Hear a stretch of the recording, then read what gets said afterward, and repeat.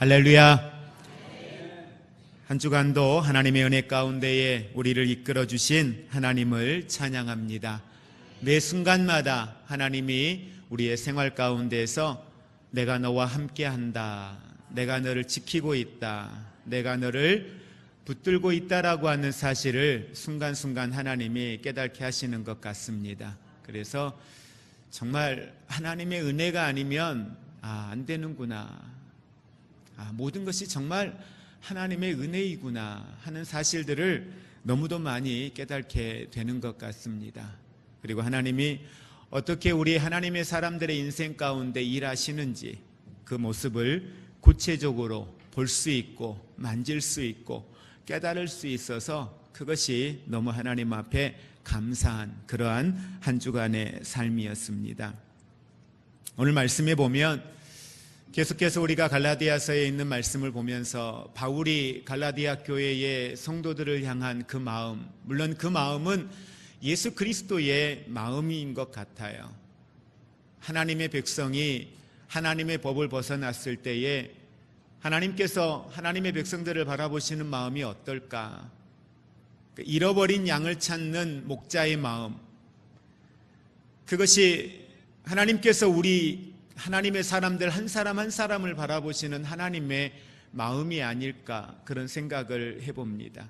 분명히 복음을 통해서 예수 그리스도를 알았고 예수 그리스도를 통해서 구원에 이르는 하나님의 축복을 받았는데 그 진리가, 그 생명이 이 안에 있는데 생명이 없는 사람처럼 살아가는 모습을 보는 하나님의 마음이 어떨까?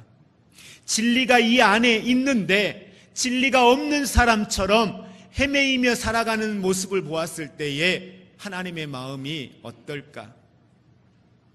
힘의 근원, 능력의 근원, 창조주이신 하나님께 있기에 하나님은 언제든지 내게 구하라고 말씀하셨는데 이 땅의 자녀로서의 유업을 받아서 상속자로서 이 땅을 살아가는 하나님의 사람들이 아버지의 능력을 모르고 아버지가 가지고 있는 것을 모르고 아무것도 없는 사람처럼 이 땅 가운데 곤고하게 살아가는 모습을 바라보는 하나님의 마음이 어떨까?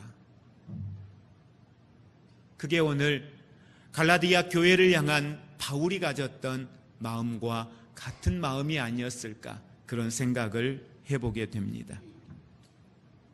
오늘 말씀에 보면 바울은 1장과 2장에서는 갈라디아 교회에서 사역하기 전에 바울의 모습을 기록을 해놓았습니다. 내가 사울이었을 때에 자신의 연약했던 모습도 분명히 기록을 했습니다. 그리고 오늘 본문에서는 갈라디아 교회 안에 오늘 이 편지를 읽고 있는 그 성도들에게 내가 너희들에게 목양을 하면서 목회자로서 사명을 감당하면서 어떻게 너희들과 관계를 가져왔고 어떻게 복음을 전했고 오늘 목양자로서의 갈라디아 교회의 성도들과의 관계 속에 어떻게 복음을 전하였는지 자신에 대한 이야기를 다시 한번 말씀을 통해 기록하면서 오늘 거짓된 복음, 다시 말하면 오늘 율법 속에 머물러 있었던 오늘 율법 가운데에 그것이 진리인 줄 알고 오늘 살아갔던 유대 그리스도인들을 향한 그 잘못된 복음을 받아들이고 있는 갈라디아 교회 성도들에게 그건 아니라고, 그것이 왜 잘못되었는지에 대하여서 다시 한번 바울은 오늘 말씀을 통해서 이야기를 해주고 있습니다. 그러면서 바울은 오늘 어떻게 갈라디아 교회 안에 특히 이방 나라인 이 갈라디아 교회의 성도들에게 복음을 전하였는지를 대단히 짧은 모습으로 오늘 성경에 기록을 하고 있습니다. 12절에 있는 말씀 우리 같이 합독하겠습니다. 형제들아, 내가 너희와 같이 되었은즉 너희도 나와 같이 되기를 구하노라. 너희가 내게 해롭게 하지 아니하였느니라. 바울은 나는 너희와 같이 되었다라고 이야기합니다.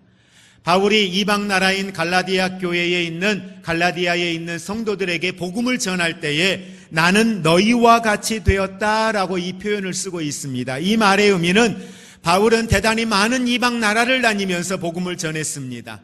바울이 성장하는 과정 속에서 경험했던 문화와 가치가, 삶의 모습들이 전혀 다른 사람들에게 복음을 전했습니다. 우리나라도 전라도를 가보고 경상도를 가고 강원도를 가보면 또 어촌에 가보거나 아니면 산속에 들어가거나 도심 지역에 가거나 그러면 가는 곳곳마다 그들의 문화가 다 다릅니다. 사람들마다 처한 환경들이 다릅니다. 그러다 보니까 가치와 삶의 방향들이 대단히 다른 것을 보게 됩니다. 교회 사역을 하다 보면 많은 곳에 상을 당하였을 때에 조문을 가서 보면은 장례를 치르는 방법들도 그 지역의 문화에 따라서 정말 다르다라고 하는 것을 보게 됩니다. 탈관을 해서 매장을 하는 그러한 지역도 있고요. 여러 가지의 모습으로 장례 문화 자체도 이 대한민국 땅 안에서도 지역에 따라서 그렇게 다른 것을 보게 됩니다. 하물며 오늘 사도 바울이 많은 이방 나라들을 다니면서 복음을 전할 때에 그들과 어떻게 함께할 수 있었고 소통하고 그들에게 복음을 전하였을까 보면 오늘 갈라디아 교회에 복음을 전하는 바울의 모습을 보면 우리는 그것을 예측해 볼 수 있을 것 같습니다. 나는 너희와 같이 되었다라고 이야기합니다. 이 말은 복음에 의해서 움직이는 사역은 복음의 본질, 예수 그리스도 안에 생명이 있고 예수 그리스도 안에 구원이 있다라고 하는 이 복음의 본질은 그대로 가져가고, 복음을 전하는 방법론에 있어서는 그들의 처해 있는 문화와 그들의 가치와 그들의 삶의 현장 속에 들어가서 그들과 같이 함께하는 삶을 통해서 그들의 눈높이에 따라서 복음을 전하고 있는 바울의 모습을 보게 됩니다. 그런데 이건 바울만 그랬던 게 아니라 예수님도 그러셨습니다. 예수님도 그들을 만날 때마다 만날 때의 그들의 학력 수준과 그들의 생활 환경에 따라서 그들이 어부이냐 아니면 그들이 말씀을 가르치는 유대인들이냐 이방 사람들이냐 그들의 눈높이에 따라서 그들의 문화와 그들에게 맞는 언어들로 그들에게 복음을 전했던 예수님의 모습을 보게 됩니다. 복음을 전하는 데 있어서 사역에 대한 다양성을 바울은 인정하고 그렇게 복음을 전했다라고 이야기를 하고 있습니다. 지금도 많은 선교사님들이 선교지에 나가서 복음을 전하고 있습니다. 저희 교회가 선교하고 있는 선교지들도 보면 대단히 다양한 모습으로 복음을 전하고 있습니다. 일본에 계신 목사님은 일본 현지에 있는 노숙자분들을 대상으로 하여서 복음을 전하고 있습니다.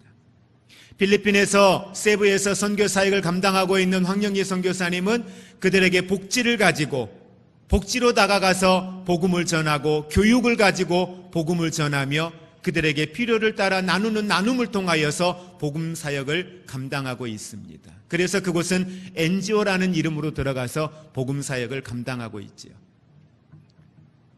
말라위에서 지금 복음을 전하고 있는 정문수 목사님은 그곳에서 복음 사역을 감당할 때에 장애인들과 그 가족을 대상으로 복음을 전합니다. 그러기 위해서 그 지역사회를 개발하기 위하여 그 지역사회에 필요한 것들을 채우기 위해서 한국의 코이카와 함께 사업을 하고 미랄복지재단을 통하여서 대단히 다양한 사업들을 NGO 차원에서 그들에게 보급을 하고 장애인들에게 직업재활을 통하여서 그들의 삶의 질을 높이면서 복음사역을 감당을 하고 있습니다.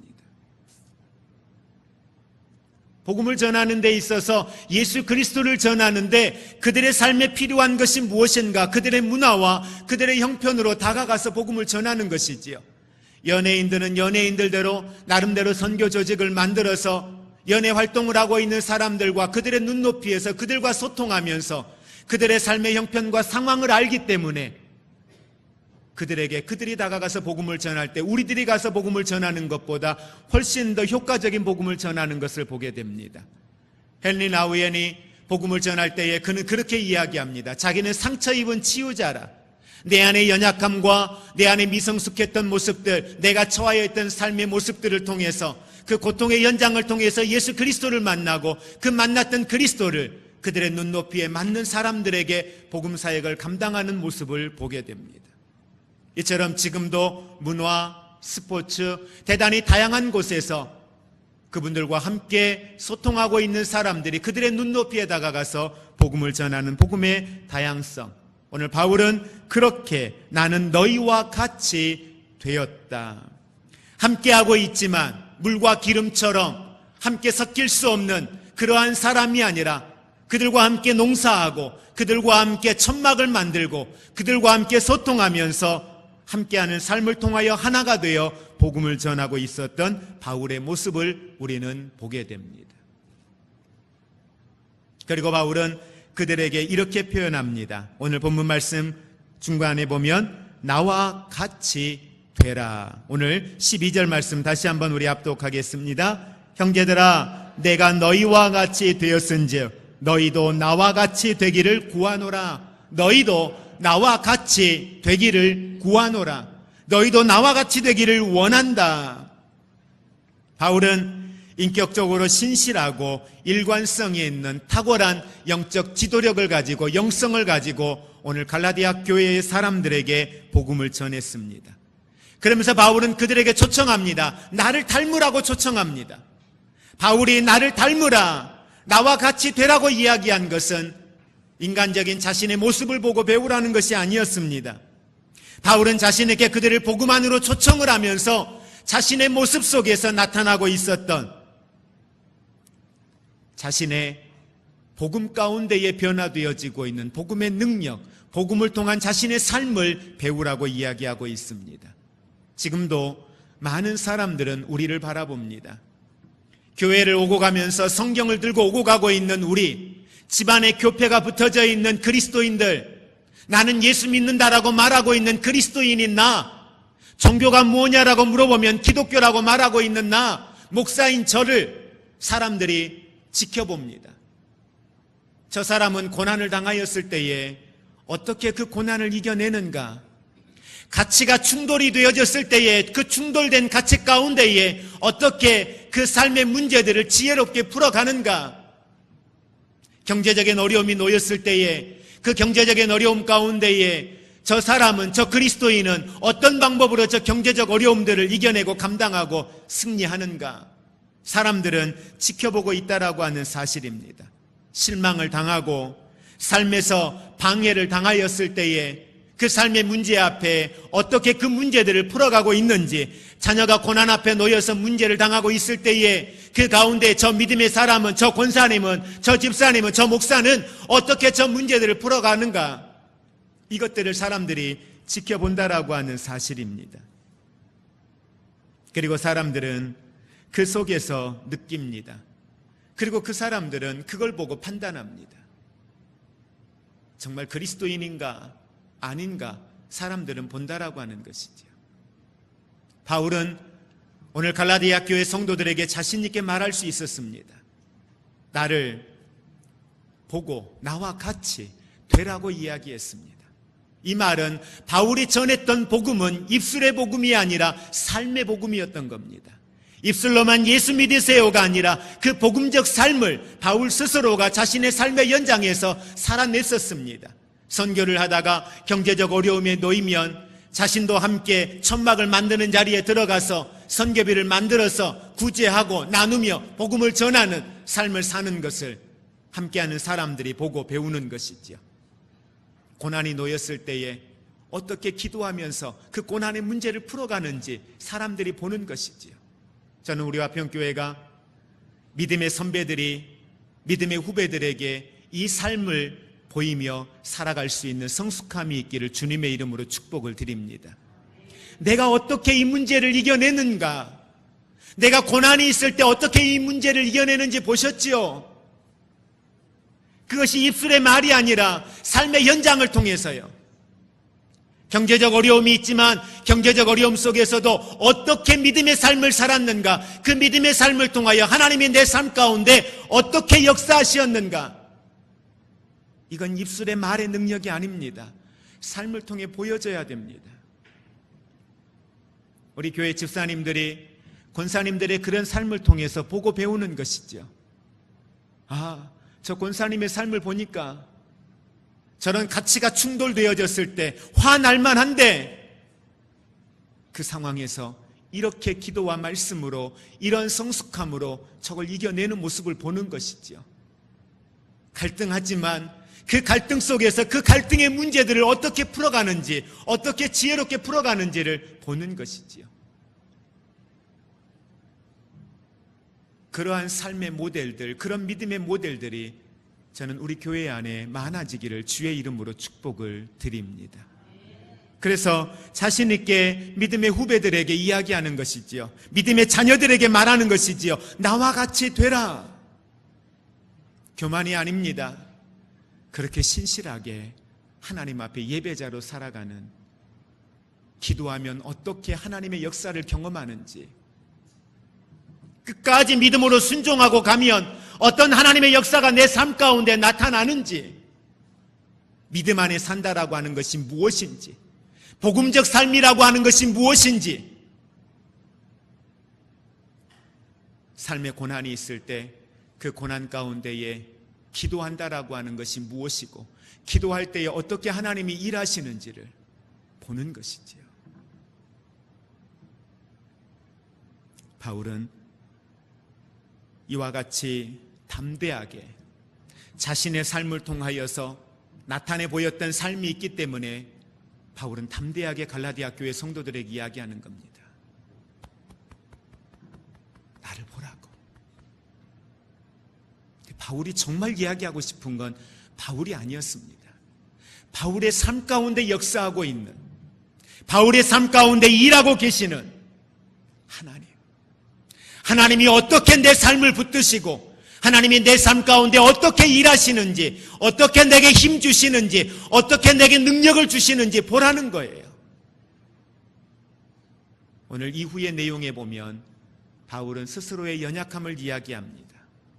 바울의 연약함이 무엇이었습니까? 시력에 대한 장애였습니다. 시력에 대하여 불편함이 있었습니다. 그럼에도 바울은 하나님께 기도했죠. 하나님, 치료해달라고, 나 좀 살려달라고, 나 좀 고쳐달라고, 하나님 영광 위에 나 좀 고쳐달라고. 바울이 시력의 회복을 위해 기도했던 건 한 가지의 목적입니다.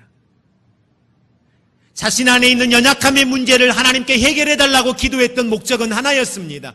내가 지금보다 더 하나님의 영광을 위하여 사역을 감당하는데 더 효과적으로 감당하기를 원하니 하나님 나 좀 치료해 주세요. 그런데 하나님의 응답은 내 은혜가 내게 족하다라고 말씀을 하신단 말이에요. 그러니까 바울은 자기 앞에 있는 그 연약함을 어때요? 받아들였습니다. 자기의 연약함을 수용했습니다. 그리고 바울은 오늘 말씀에 보면 13절 말씀에 내가 처음에 육체의 약함으로 말미암아 너희에게 복음을 전한 것을 너희가 아는 바라. 바울은 복음 사역을 감당하면서 자기에게 당하는 고난과 위기를 기회로 삼고 복음을 전하는 사람이었음을 이야기합니다. 그는 자기의 연약함을 사람들에게 있는 그대로의 모습으로 표현했습니다. 나는 이렇게 연약한 사람입니다. 내게는 이런 연약함이 있습니다. 그걸 어디에서 가장 많이 드러내놓고 있습니까? 로마서에 보면은 바울은 그걸 대단히 잘 기록해놓고 있습니다. 로마서에 보면은 바울이 이야기할 때에 바울은 자기 안에 두 개의 내가 끊임없이 갈등하고 싸우고 있다라고 하는 것을 그대로 표현합니다. 내가 목사이지만 내 안에 이런 유혹이 있다. 세상의 법이 나를 유혹하고 있다. 성령의 법이 내 안에 있지만 세상의 법이 나를 유혹하고 있다라고 하는 것. 다시 말하면 바울은 갈등과 고민을 하고 있다라고 표현하고 있습니다. 그러나 갈등과 고민의 문제가 내 안에 있을 때에 바울은 그럴 때에 하나님의 법을 따라가기 위하여서 어떻게 내가 힘쓰고 애썼는지에 대하여서 또한 이야기를 합니다.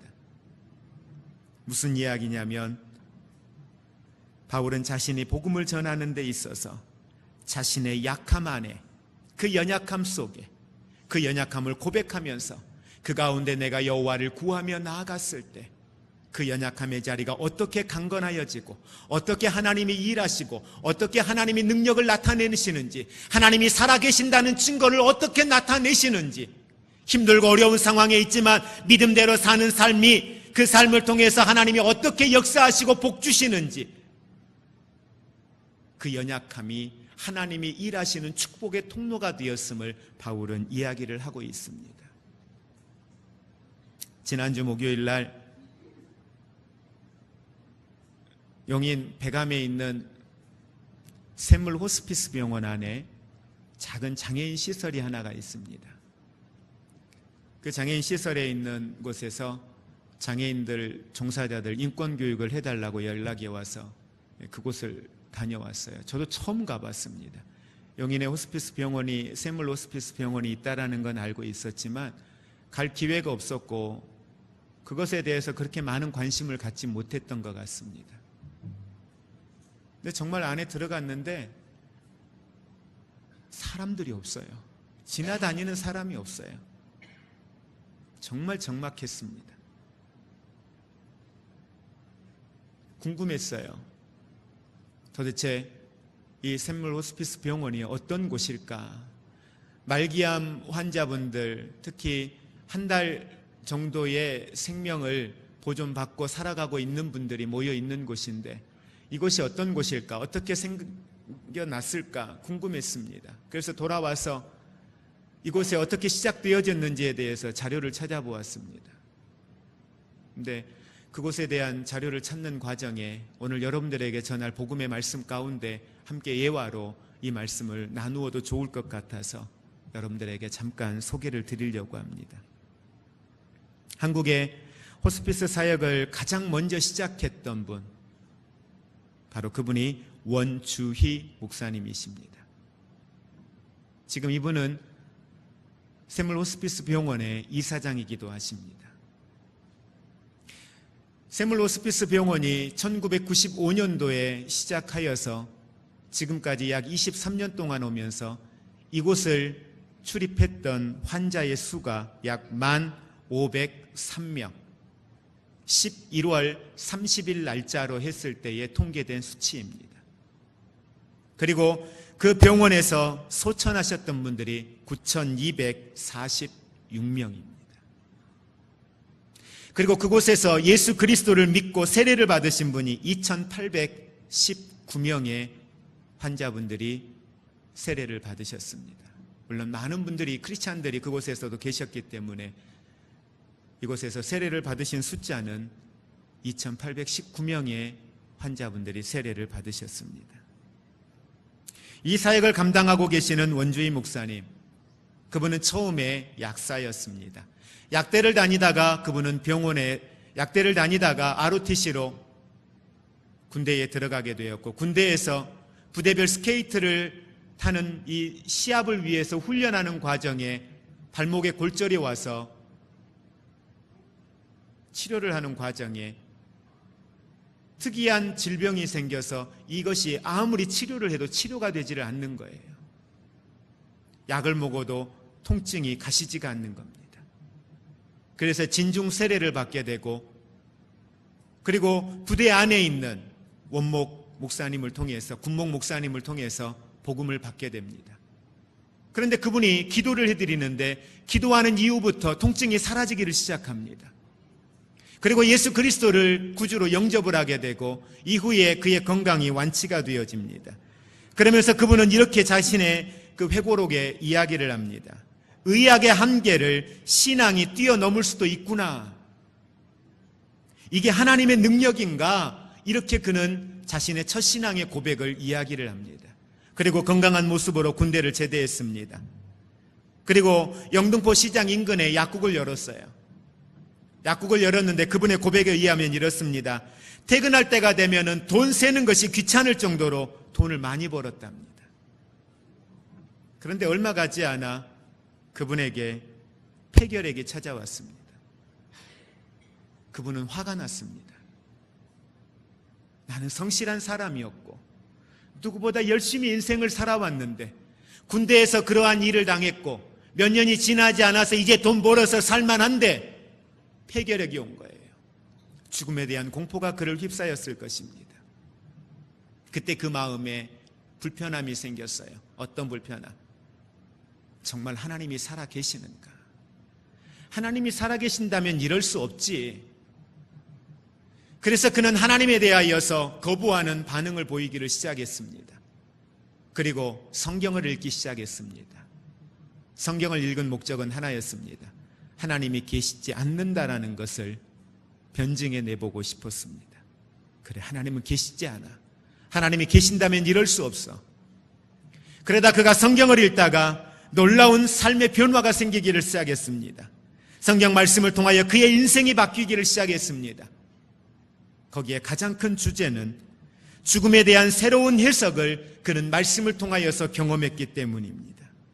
하나님의 말씀을 통하여서 그는 죽음에 대한 새로운 눈을 뜨게 되었습니다. 예수님께서 죄와 죽음을 해결하기 위해서 이 땅에 오시었고 그것 때문에 값없이 영생을 얻게 되었고 성경 말씀을 읽어 나가면서 죽음의 공포가 사라지는 것을 스스로가 깨닫게 되었습니다. 죽음 이후에 영원한 삶을 주셨다라고 하는 이 사실을 깨달으면서 그는 죽음의 공포와 두려움으로부터 자유하게 되었습니다. 죽음의 공포에서 그가 해결되고 난 후에 돈 버는 것, 생명을 보존하기 위한 어떠한 수고도 그에게는 별 의미가 없었습니다. 그리고 우울한 삶을 살아갔던 그의 삶에 새로운 활력소가 생기기를 시작했습니다. 그러면서 그는 당신도 죽음의 공포에서 자유로울 수 있습니다. 이 모토를 가지고 만나는 사람들마다 복음 전하기를 시작합니다. 약국에 오는 사람들마다 그렇게 복음을 전했습니다. 그곳에서만 복음을 전할 수 없어서 봉고차 한 대를 사서 쉬는 날마다 가족들과 함께 전국을 돌아다니면서 복음을 전하기를 시작했습니다. 그러면서 그 마음속에 오는 한 가지의 감동이 있었는데 죽음 임종을 앞두는 사람들에 대한 마음이었습니다. 그러던 어느 날 그가 잡지를 통하여서 외국 잡지 안에 호스피스에 대하여서 이야기하는 연재되어지고 있는 내용을 그가 읽게 되었습니다. 우리가 잘 아는 것처럼 호스피스라고 하는 것은 죽음을 앞둔 말기암 환자들, 그들에게 무의미한 연명 치료를 중단하고 편안하게 임종을 맞이할 수 있도록 도와주는 활동입니다. 지금도 이 일에 대하여서는 세계적으로 대단히 많은 곳이 이러한 일들을 잘 감당하고 있습니다. 그리고 아시아에서 가장 모델되게, 세계적으로도 가장 모델되게 잘하고 있는 곳, 그곳이 바로 대만입니다. 대만은 이곳에 어마어마한 국가적 예산을 쏟아부으면서 정말 임종을 준비하고 있는 사람들이 가장 아름답게 행복하게 임종을 맞이할 수 있도록 준비하는 이러한 일들이 많이 세계 곳곳에서 일어나고 있습니다. 평소에 꿈꿔왔던 그의 마음이 이 내용을 보면서 우리나라에도 이러한 일들이 이루어지면 좋겠다라고 하는 마음을 갖게 됩니다. 그래서 그는 호주에 이 공부를 위해서 유학을 준비했습니다. 그런데 가족의 반대로 인해서 유학을 가지 못하였고 1886년도에 합동신학대학원에 입학을 하게 됩니다. 그리고 목사 안수를 받고 1993년도에 그는 이 샘물 호스피스 병원을 용인 백암 지역에 열게 됩니다. 그게 바로 한국에 처음 시작된 호스피스 사역입니다. 수원에도 그리고 많은 대형 병원에서 이 호스피스 병동 사역을 감당하고 있습니다. 그분은 복음 안에서 준비된 죽음을 강조하면서 많은 사람들에게 그리스도의 복음을 전하는 이 사역들을 감당합니다.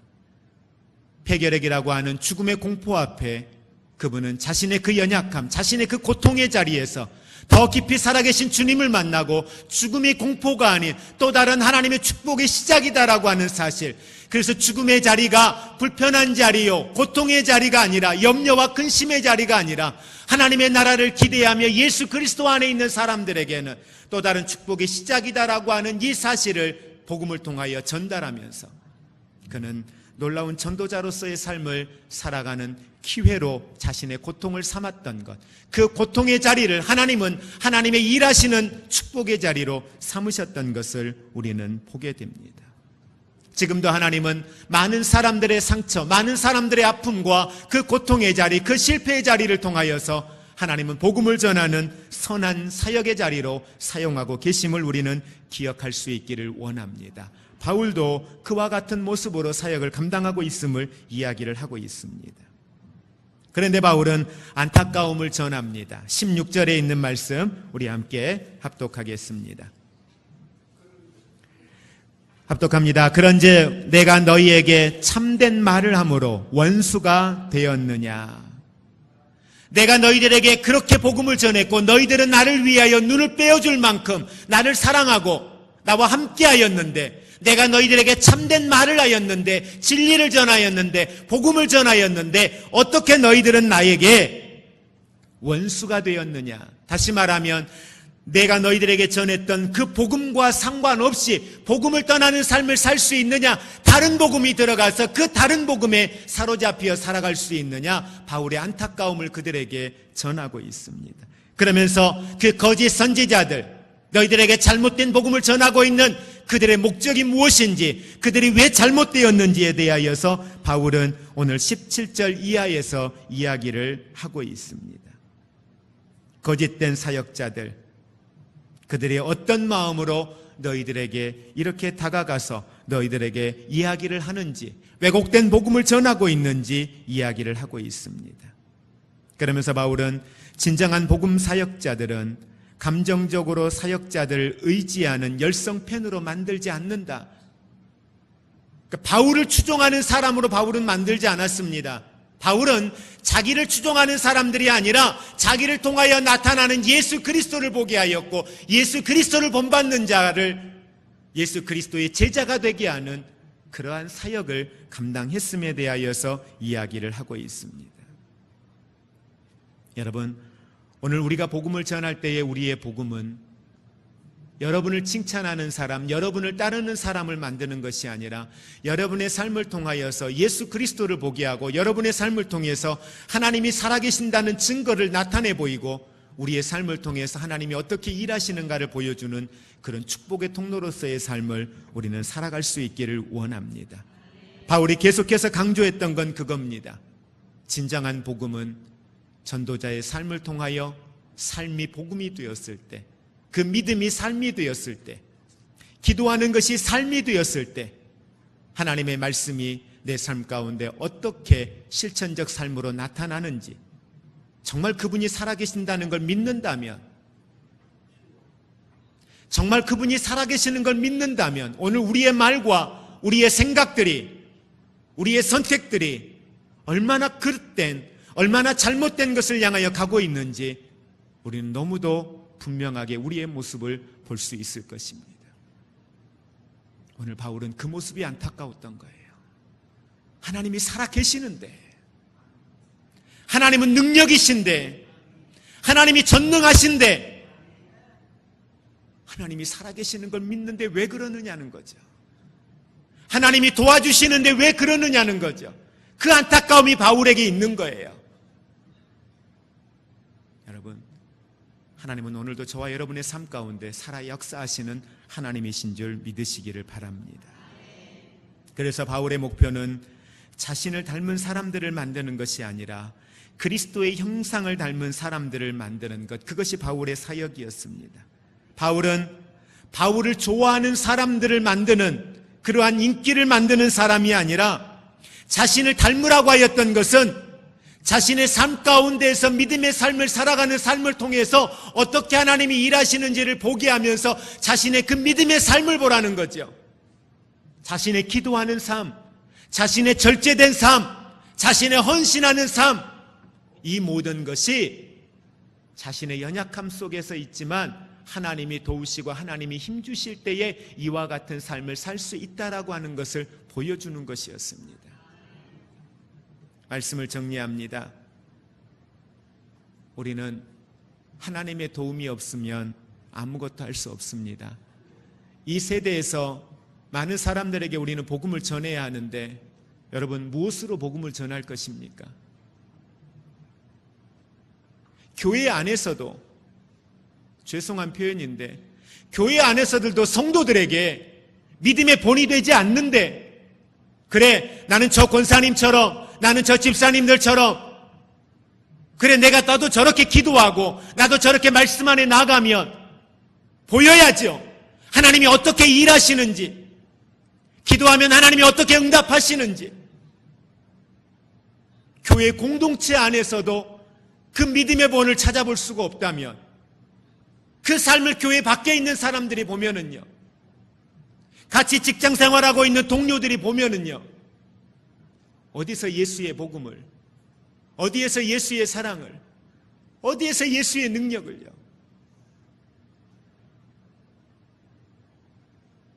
무엇으로 그분이 살아 계신다는 걸, 그분을 믿으면 하나님의 나라의 소망을 두게 되고, 하나님의 나라의 소망을 두면 어떻게 위로를 받고, 어떻게 소망을 얻고, 어떻게 오늘의 삶을 믿음으로 감당하며 나아가는지, 여러분은 오늘 우리 교회 안에서 그런 믿음의 모델들을 보고 계십니까? 어떠세요? 하나님이 어떻게 살아서 역사 일하고 계시는지를 보시는 모델이 오늘 교회 안에 여러분 옆에 계시느냐는 겁니다.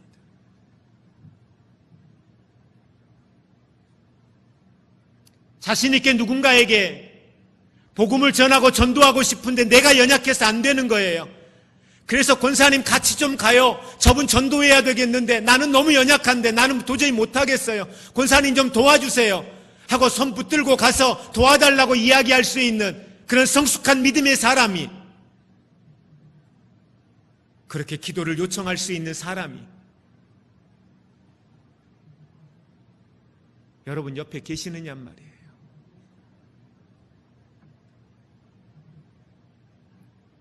바울은 이야기합니다. 나는 이렇게 복음을 전했습니다. 말 잘한다고요? 기도 잘한다고요?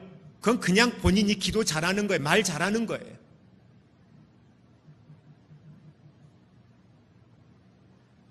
오늘 우리의 삶의 현장에 진정한 나도 이렇게 복음을 전하고 있다라고 하나님께 우리는 도움을 구할 수 있기를 원합니다. 하나님, 정말 복음이 내 삶이 되는, 복음이 내 삶의 가치가 되는, 복음이 내 삶의 방향이 되는, 복음이 내 삶의 능력이 되는 이 삶을 내가 살아갈 수 있는 영성을 달라고 우리는 하나님 앞에 기도하기를 원합니다. 기도하니까 힘 주시더라. 하나님 기도하니까 이렇게 나를 이끌어 주시더라. 이게 우리의 매일매일 삶의 간증이 되고 나눔이 되어져야 되지 않습니까? 말씀을 정리하면서 우리의 삶을 통해 혹여나 복음이 왜곡되어지지 아니하도록 우리는 더 힘써서 이 시간 여호와를 구하며 주님 앞에 믿음으로 나아갈 수 있기를 원합니다. 그리고 하나님, 우리도 사모하며 선포하기를 원합니다. 나도 진정한 전도자로서의 삶, 전도자의 삶은 특별히 내가 뭘 결단해서가 아니라 내 삶이 복음적 삶으로 들어가면, 예수 안으로 내가 들어가면, 그 말씀이 내 삶에 실제로 나타나면 그 자체가 복음적 삶이 되는 것이고, 그것이 능력이 되는 것이고, 그 안에 생명이 나타나는 놀라운 하나님의 역사들이 나타나게 될 줄로 믿습니다. 그래서 우리 모두가 이제는 우리 지역, 신갈, 구갈, 이 기흥 지역, 여러분이 몸담고 있는 직장, 여러분의 가정, 그 자리에 여러분이 빛을 발함으로, 여러분이 그 복음적 삶을, 그 진리를 붙들고 살아감으로 그 자리에 하나님의 나라가 더 확장되어져 가는 그런 하나님의 놀라운 축복의 역사가 있기를, 교회 안에 믿음의 선배들의 모습을 보면서 그래 나도 저렇게 기도해야지, 그래 나도 저렇게 섬겨야지, 그래 나도 저렇게 헌신해야지, 그래 말씀에 순종하니까 이렇게 되는구나, 그래 나도 말씀에 순종해야지, 그래 힘들어도 저분처럼 나도 믿음 안에서 인내해야지. 이 아름다운 모델들이 교회 안에 곳곳에서 그 성숙한 모습들이 우리 가운데 나타나는 그런 하나님의 놀라운 은혜들이 우리 가운데 있기를 주의 이름으로 축복을 드립니다. 이제는 우리 주 예수 그리스도의 은혜와 하나님 아버지의 사랑하심과 성령님의 교통하심이,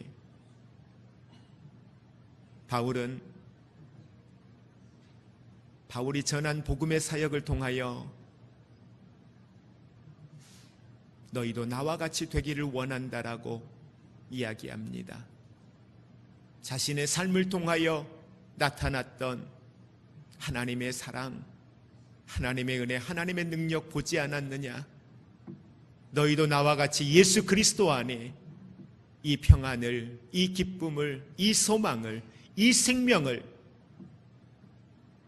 갖기를 원한다라고 선포했던 그 바울의 아름다운 고백처럼 오늘도 우리도 이와 같은 고백을 통하여서, 이와 같은 삶을 통하여서 능력 있는 전도자로서 가정을 향하여, 이웃을 향하여, 직장을 향하여 그렇게 담대하게 외치며 선포하기를 소원하는, 사랑하는 모든 성도들 위해, 저들의 가정 위에, 우리의 삶과 섬기는 사역의 현장들 위에 이제로부터 영원토록 함께 있을지어다. 아멘.